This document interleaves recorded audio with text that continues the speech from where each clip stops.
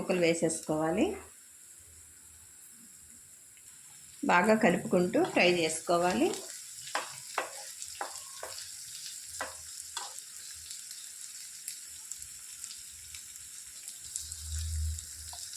Half table spoon పసుపు కూడా వేసుకొని మంచి ఫ్రై చేసుకోవాలి.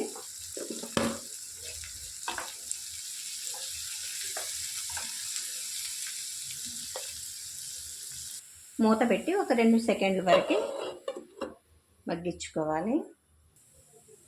చల్లారిపోయినాయండి. వీటిని ఒక జార్లోనికి వేసుకొని కొద్దిగా చింతపండు వేసుకోవాలి. రుచికి సరిపడా ఉప్పు చేర్చుకొని మిక్సీ పట్టేసుకోవాలి.